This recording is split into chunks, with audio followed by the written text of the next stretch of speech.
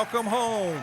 It's Irish Family History with curious news and notes, celebrating our 4th year of this podcast at the Irish Roots Cafe, where every day's a holiday and there's always room for one more. One of 6 broadcast series from the head school at irishroots.com.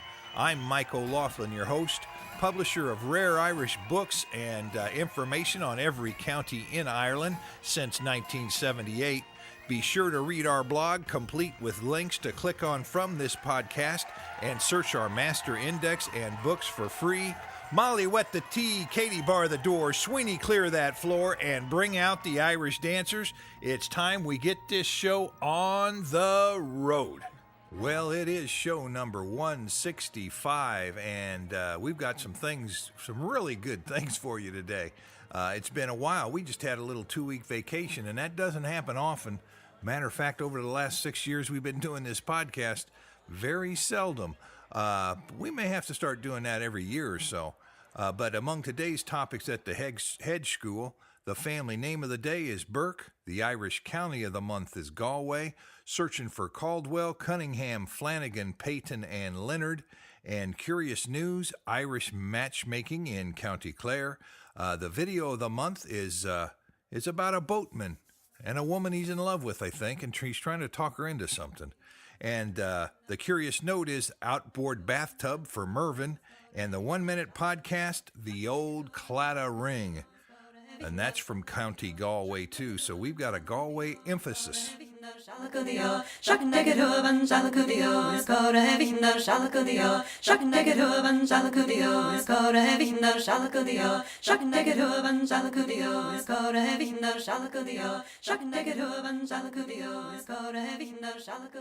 Hey, that reminds me to have you listen to all of our podcasts. We've got 3 types of podcasts. Some of them are free. Some of them are archived for a small fee if you're a member. And some of them we just have up there for a fee. But we also have 6 or 7 podcast feeds. Right now we've got this one going on here, the Irish Family History and Genealogy podcast. And we also have the Irish in America podcast just finishing up this week, this season that is. And then we have the Irish Song and Recitation podcast, which is just getting ready to go on. We're still recording some shows on that, so if you want to sing your song, just let me know and we'll get you on the air. Notes for the week, we're finishing up those song recordings, like I said, and you've got a week or so I might be making my debut this year too, so people are saying once you see him do it, you'll have no fear about doing it yourself, and I'll leave you to interpret that for yourselves. Number 2, we're slowly expanding some of the web pages, including top 50 Irish links, DNA, and Irish song. Watch for it. Number 3, for the first time ever, we're having a professional photographer friend come in and do a few shots of us for use on the web page and for PR. And she said there was nothing she could do about the age of the subject, but she said she could at least make it fun and maybe even meaningful. We'll have to see about that, but that should be fun. Gosh, you think somebody's written 60 books and the first Irish podcast on Irish families and all those other things. You think I would have had a photographic shoot by now, but I'm just learning how to say the word.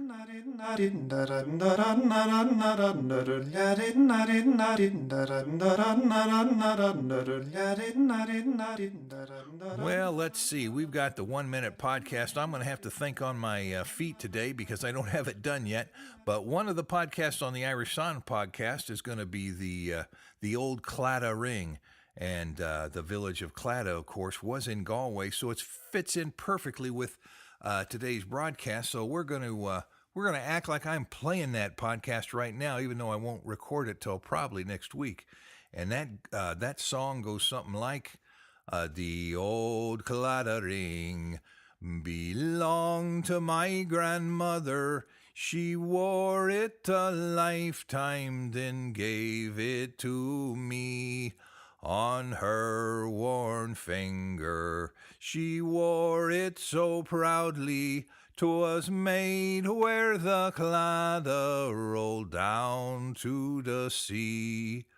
The things it could tell us of sorrow and hardship, and of the grand happy days when the whole world would sing.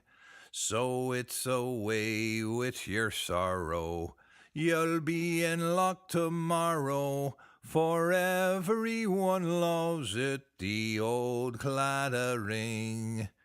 Now we've got two more verses to it, but you'll have to turn into the Irish Song Podcast if you ever want to hear those sung like that. And of course, you may not actually, but that's just a little sample of the Irish Song and Recitation Festival competition that's coming up. I'm entering a couple songs myself just to get it going, and we've got one call in already from Ireland with a couple of entries, and we've got a few entries from around the United States, so it should be fun, and we might learn a thing or two about Irish song before it's all done. A lot of what we're doing, it's supposed to be the old style Shan Nos singing, so I tried to give you a little idea. There might be something different about it. And of course, it's old style, and it's usually unaccompanied, and hey, it's also, originally, it was all in the Irish language. Now, that sample I gave you there was in the English language, and it's sort of Shan Nos, but we'll have to talk more about that later. Turn into that, the Irish Song and Recitation Festival podcast. I think you're going to enjoy it. We're going to have some fun here in the coming weeks with some difference and new singers. So remember, you're invited too. We've still got one more week left to record. So if you've got a song in your heart, sing it on in. Hey, now what do we got here? The book of the month. You know, we publish more Irish genealogy books than anyone in the world, at least of the type that we do, and that's Irish, of course. And the three books of the month that you should have on County Galway, just for starters. One is Families of County Galway, Ireland. That's a hardbound book, and it's got the histories of the families, all from County Galway, and they're in addition to the history that is in the Book of Irish Families, Great and Small. It's a supplementary volume. Number 2, County Galway Ireland, Genealogy and Family History Notes. That's our small spiral-bound book that's sort of a primer and introduction to genealogy records and sources, and we have some family histories in there, but not as much as in the big book.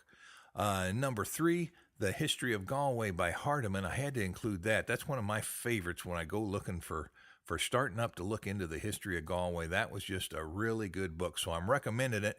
It's not my publication, but it's so good. Now we're going to take some extracts from that Families of County Galway, Ireland that I wrote a few years back. And, of course, we open up and we say, well, it's easiest to start the history of Galway here for our purposes with Irish families and genealogy. We sort of started after the Norman invasion of Ireland in the 12th century. That was a time of great change for Ireland with the invasion and the battles. And the people of Galway weren't immediately affected, you know, because they were on the west coast and sort of protected and sort of in the backwoods as far as the Normans were concerned. And it took a while before foreign troops actually got to set foot in Galway and bother those nice Galway folks. In 1171, Strongbow landed in Waterford, but it wasn't until 1178 that the English first set hostile foot in the province of Connaught. And that incursion was successfully repulsed, however. So they didn't just run over the Galway folks, no.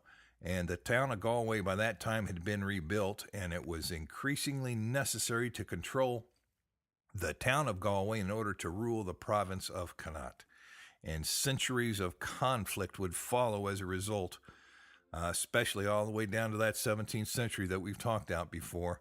And the town of Galway would often stand against the rest of the county even. And you're going to find Burke and Flaherty and O'Brien in either allied or opposed to each other. And the de Burgos, of course the de Burgos, that's the Burkes, the Birminghams, the O'Connors, the Kellys, and even the O'Briens of Clare got called up to help now and then. Hey, you know what? We've got 3 things to remember, and that's that we've got a podcast that you're listening to right now. If you're hearing my voice, we've got a blog reader, which is a computer reading the blog, and then we've got the blog itself, and each one contains something a little bit different most of the time, so you might want to check those out.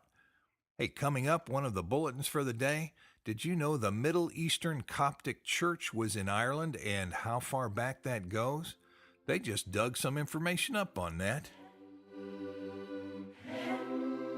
Now it's time to raise our eyes skyward, give thanks, and ask for help. Here are today's magnificent 7. Number 1, Miriam Kerrigan of Melbourne, Florida. Your Surnames of Ireland book has shipped.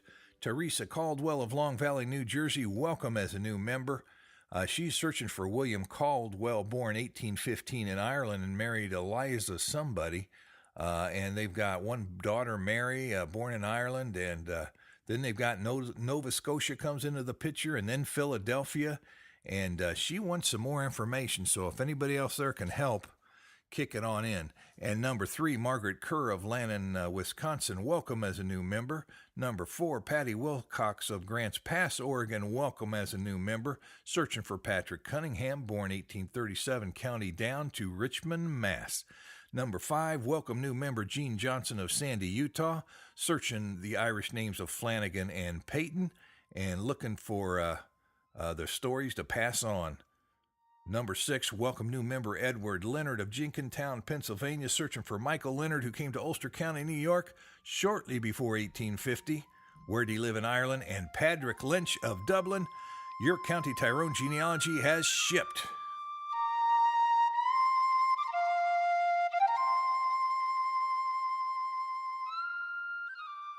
Hey, that reminds me to say thank you to each and every one of our members.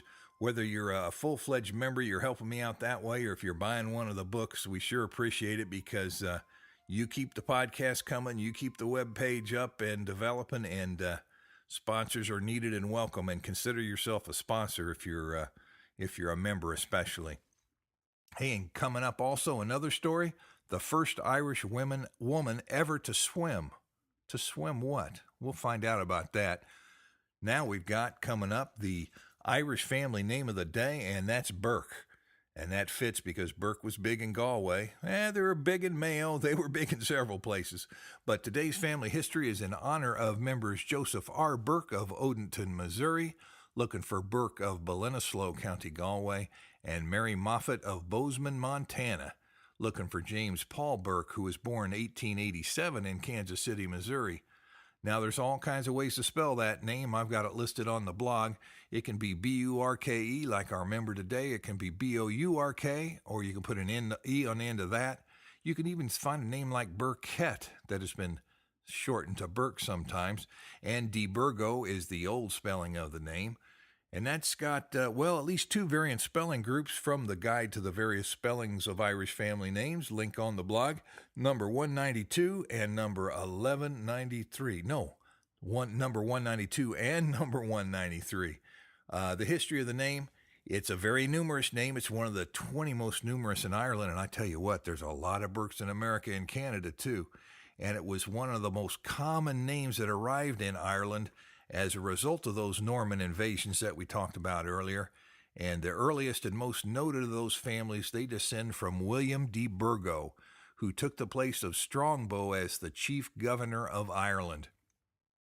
He's often referred to as William the Conqueror by writers, and by 1179, large portions of land were granted to the de Burgos, or the Burkes, in the province of Connaught, and they became more Irish than the Irish themselves, adopting the Irish way of life in full. They had chiefs styled in the Irish fashion, and they observed the ways of the Bhruinneallaigh.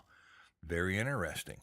And Galway, Cork, and Dublin were centers for the name for centuries, really. And a century ago, the spelling of B-O-U-R-K-E was centered in Tipperary, Limerick, and Mayo. So, boy, what a thing it is to know all that. And there's a lot more to go. There's been several books written on Burke, and, of course, Histories of Galway are going to include a lot on Burke, the same thing with Mayo and some of the other areas. But now we have to take a look at the Irish family coats of arms from the Irish Book of Arms. And that's coming up in just a second.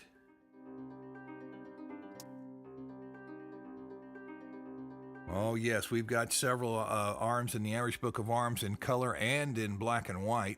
As you might expect with such a popular name and such a powerful name that invaded into Ireland way back there in the 12th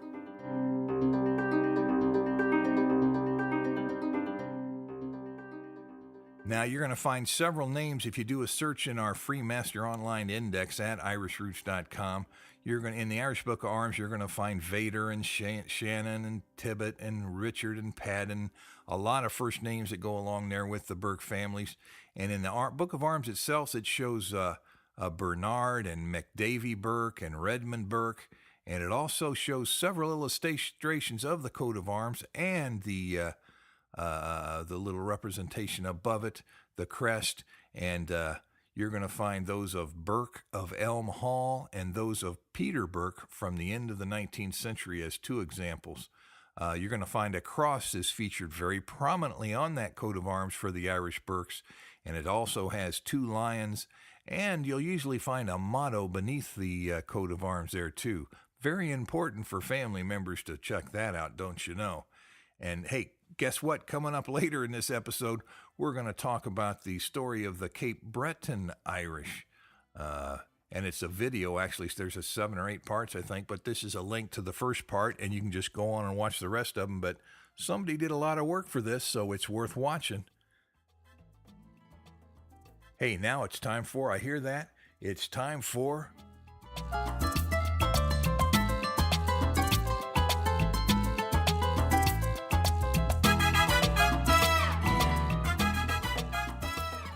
Around the World in Irish Ways, the web page and video of the month.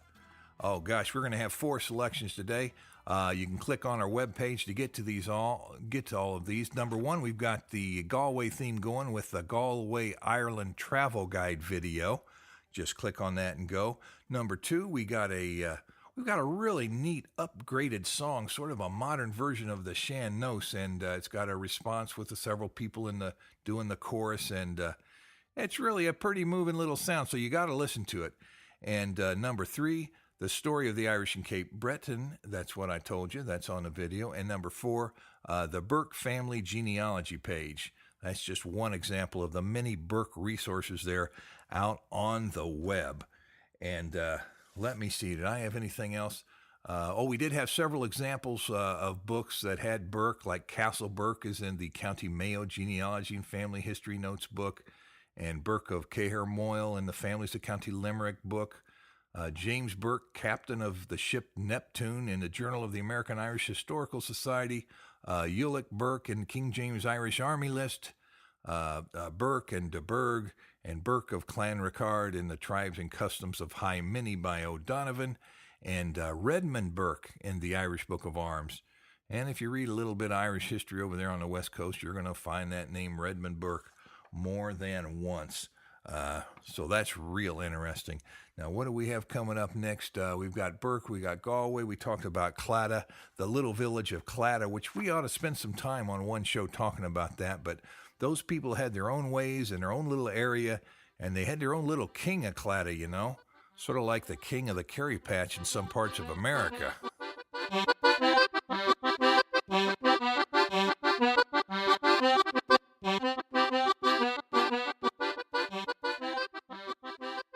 Sure now, don't you know it's time for curious news and notes from Ireland today. Number 1, an enclosed order of contemplative nuns is offering a sample of the contemplative way of life for a monastic experience weekend. And that's going to happen in County Carlow, Ireland, and it's probably happening right now. Remember those things like obedience, poverty, chastity, and enclosure. You know, that could help quite a few people. Just a weekend or two doing it on your own might make your thinking a little clearer. What do you think, huh? Sign up in County Carlow if you're thinking of maybe joining the order. Number 2, link on the blog for more story. Number 2, a 1,200-year-old manuscript in County Tipperary has linked the Christian church in Ireland at that time to the Middle Eastern Coptic church. And apparently this leaves a lot of people a little surprised, so more on that story on the blog. Just click on the link. Number 3, Willie Daly. He's a surviving matchmaker in Clare. There's not that many of them left. And no, he's not making matches so you can light your barbecues and your cigarettes and your pipes. He's a matchmaker where he sets people up to get married, you know. He sort of makes the match. And he's interviewed as the Lisdoon Varna Matchmaking Festival begins or is going on in Clare right about now. More on the blog. Number 4, a meteorite lands and hides in Ireland, and that just happened this last Wednesday. They say if you find it, they think it hit the ground in Ireland, it's worth its weight in gold. Now, wouldn't that be nice? I'd be out there with my metal detector hunting for that. It's probably sitting in some bog somewhere. Or maybe it's outside a pub. Or maybe it's one of the little ditches next to the road. I'd be looking. Number 5, Anne Marie Ward is the first Irish woman. She's the first Irish woman to swim the North Channel, and it took her nearly 19 hours. Check it out on the blog. Who got the story in the Irish Times. That's a heck of a swim, and how could it take this long for a lady to have done that? It's about time. Congratulations to Anne. And number 6, Mervyn Kincaid, he rub-a-dub-dub. He crossed it all in a motorized tub. This 65-year-old from Lisburn was the first to cross the Irish Sea in such a vehicle, and that would be a bathtub with a motor hooked up to it. Pretty amazing. They got an illustration, a picture of it, and the story off the BBC. I got a link on the blog. That's a real funny one. And number 7, there's a French celebrity that was noted for opening up a famine soup kitchen in Ireland back there during the famine. And they lined him up, and they put him in a zigzag pattern to go in and set up. They gave him 6 minutes to eat this great meal that he said they'd have. And they had a grand celebration and grand opening because they thought this was the answer to the Irish famine. But as it turned out, the food is described as a worthless mass of roots and warm water. So the plans of the great French chef didn't work out. More about it on the blog. Click it and read. So in the notes for today. That's all for today, folks. Joseph, warm up those pipes. Remember, we have a broadcast series on Irish song and recitation, on local history of the Irish in America, and on 2,000 years of Irish history, as well as on the counties, and something special coming up on Irish language, I hope. We've got all that and more at our head school at irishroots.com. And you know, we've been known to appear, exhibit, teach, and even sing for your special events. Be sure to book in advance if it's important, and write me at my American address at Irish Roots Cafe, Box 7575, Kansas City, Missouri, 64116. Leave a message by phone at 816-256-3360. Reach me on my webpage at irishroots.com. Skype me at the Irish Roots Cafe. Get me on MySpace, Facebook, Twitter, and Irish Central. Members foot the bill, so they get first priority, but we're open to all. And by the way, a big thank you to all of our members. And away.